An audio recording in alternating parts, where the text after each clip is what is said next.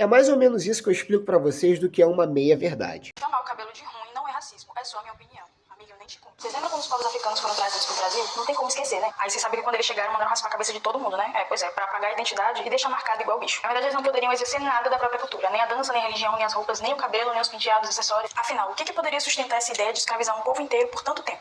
Fala galera, eu sou o Gustavo Paticino com a história dos negros que não te contaram, e raspar a cabeça, por exemplo, era uma tradição africana muito antiga, tanto que os egípcios usavam as suas perucas. Eu não sei quando você diz não tem como esquecer o período da escravidão, mas eu entendi mais ou menos o que você quis dizer.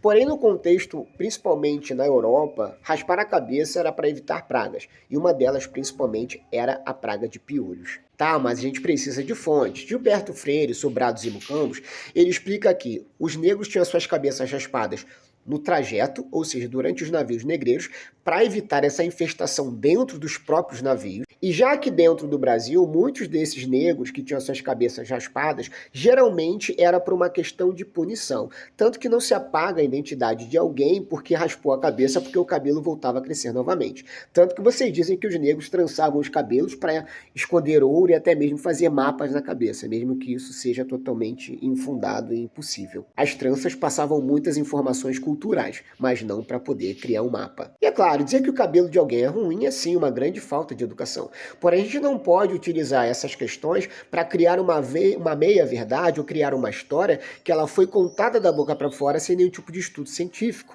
Existe sim toda uma propaganda militante com consciência racial falando que os negros tinham suas cabeças raspadas justamente para apagar a sua identidade, mas a gente vê no livro mesmo de Gilberto Freire que essas pessoas, uma vez com a sua cabeça raspada, eles iam para sua vida normal e eles tinham lá o seu cabelo crescendo novamente. Muitos negros que principalmente viviam nos centros urbanos mantinham o cabelo pequeno justamente para evitar a praga de piolho, ou seja, era uma questão de higiene pessoal, não de apagamento cultural. Sobre a questão dos negros não poderem cultuar ou fazer danças, etc., isso também é uma meia-verdade. Existiam as brechas camponesas, onde os negros tinham, por exemplo, no que são chamados os de quilombo, as suas casas, seus espaços, onde lá eles poderiam cultuar, fazer suas danças e suas culturas. O que eles não poderiam fazer era a casa do senhorzinho, era nos grandes centros urbanos. Então eles tinham os seus territórios para manter as suas tradições.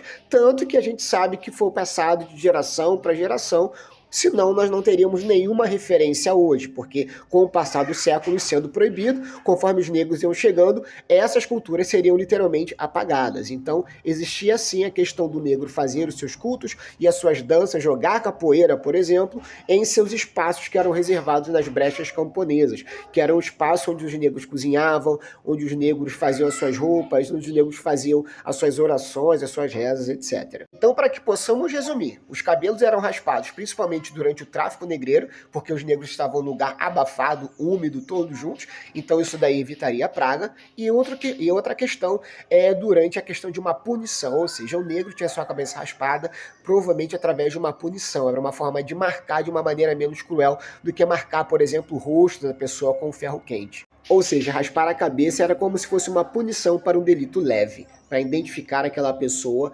como um rebelde ou qualquer coisa do gênero. Tá na dúvida? Leia Gilberto Freire, Sobrados e Mucambos. Gostou do vídeo? Já sabe, curte, comenta, compartilha, segue a gente pra mais. E é claro, tem educação, cabelo é diferente, ponto final.